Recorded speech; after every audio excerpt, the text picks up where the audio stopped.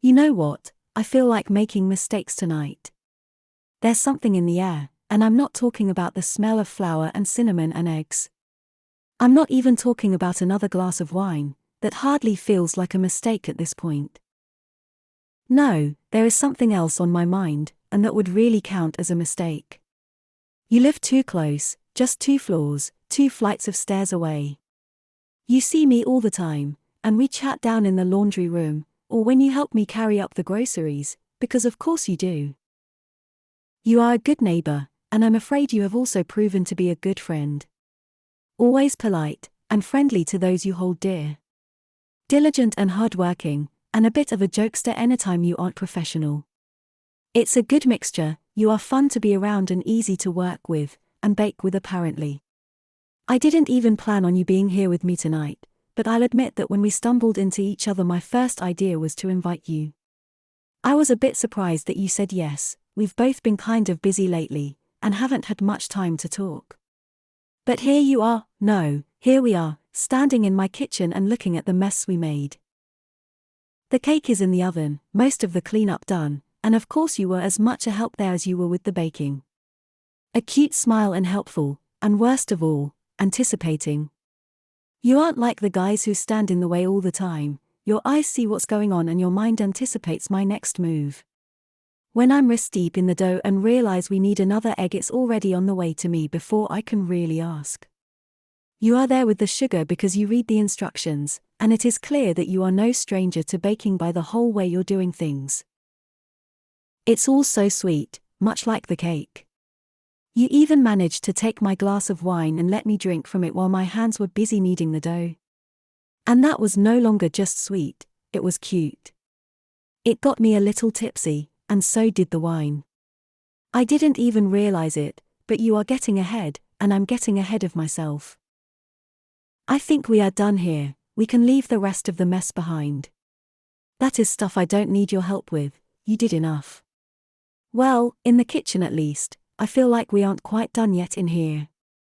The evening is no longer young, but there are still some usable hours left, and it's dark anyway, so neither of us will be going anywhere. Why don't you just stay, for a while at least? Come on, you've been here before, we've had evenings like this before. Nothing's changed, right?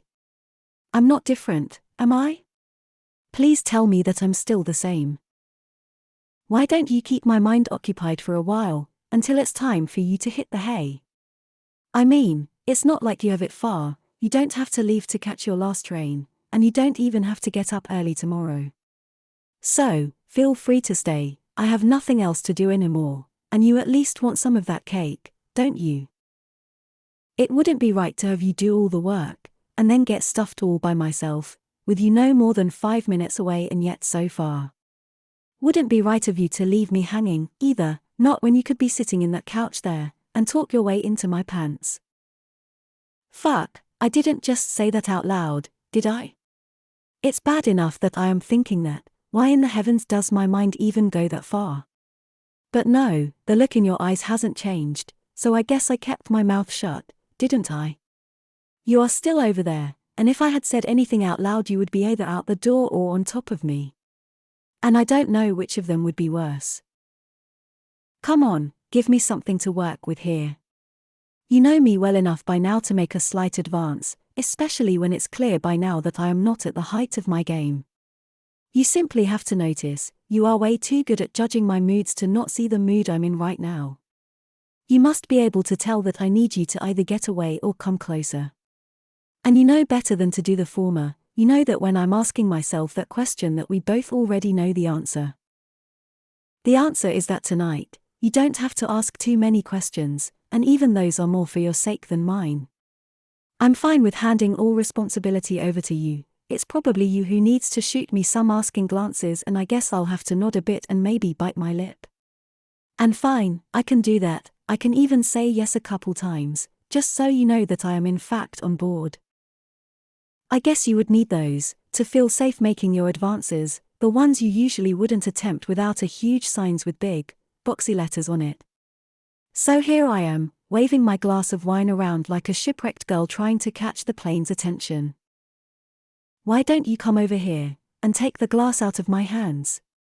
I'm sure that it is safer on the table than it could be in my hands. They are a little shaky by now. And I'm sure that's just the alcohol. It's just the long day behind me that has made me tired and exhausted. Oh God, who am I trying to fool? This is it, tonight's the night. You worked fucking hard enough for fucking long enough. You deserve a little something for your efforts. I mean, other guys would have long taken their chances with me and risked something harmless like a foot massage. Any other guy would have made a crude joke about dough, baking, wine, us two standing in a kitchen. There is potential for some ill-advised joke in there somewhere. But no, of course not. Mr. High Morals has to prove again that he is better than other guys. But I can't even hate you for that, because it's not a game you're playing. You are just you, and that is what I like so much about you. I can't really bring myself to complain, not aloud for that matter. I do feel like complaining, but it's more of a silent complaint, one that I would feel embarrassed to say out loud. Oh hey, that look in your eyes, what was that? Was that you getting the hint? It almost looked like it, for a moment there. Was that a bit of hunger in your eyes, a completely atypical moment of desire? Or was that just a reflection of my own eyes? Fine, one last attempt, I'll do the thing you need me to do. Here, we have avoided touching so carefully tonight, too carefully to make this anything close to an accidental touch. You're getting the point? Great, I was worried there for a little bit. But now you're getting it, I can see it in your eyes. I see your raised eyebrow, and I mirror it. I have no issues playing a little game with you there, not after you played yours with me for a fucking eternity. Go ahead, make your choices, let the chips fall where they may. Maybe I don't mean anything by it, and maybe I would flip out and bounce from wall to wall if you so much dare as touch me. Maybe, but not likely. But no, you aren't afraid of me, you aren't like one of those shy guys who can't say what they want. It's more that you wouldn't want to risk a good thing for a slightly better thing, and that you are actually happy to talk to me and bake with me.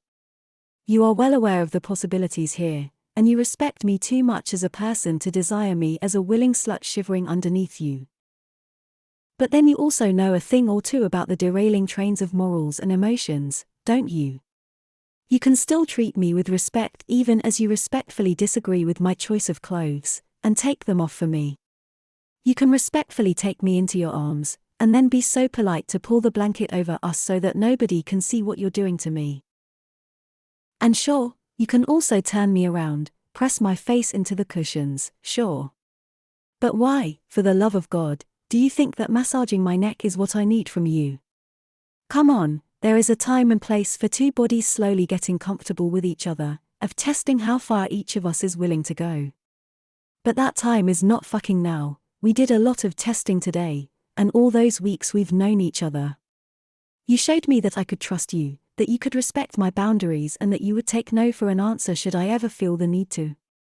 And you know the same Obumi, that I'm not someone who jumps at you and digs my claws and teeth into you over the smallest insignificance.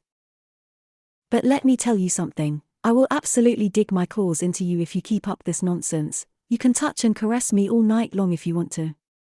I don't need your patience anymore, I fucking have none of my own patience left to deal with yours.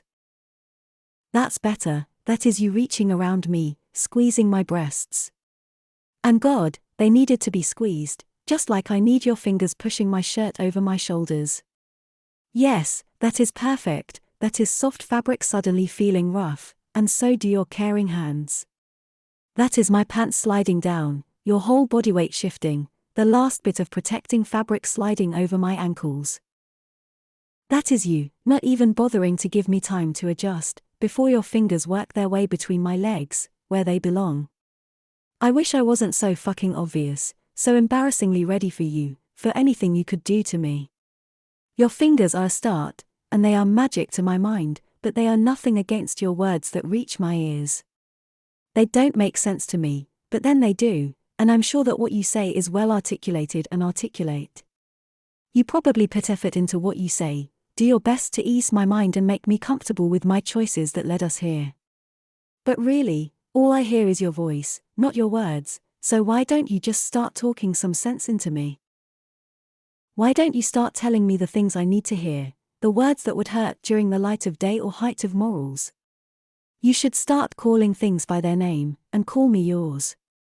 No, don't just call me yours, make me yours. Claim me, take me like I'm yours, which really I am. I fucking am, so much right now.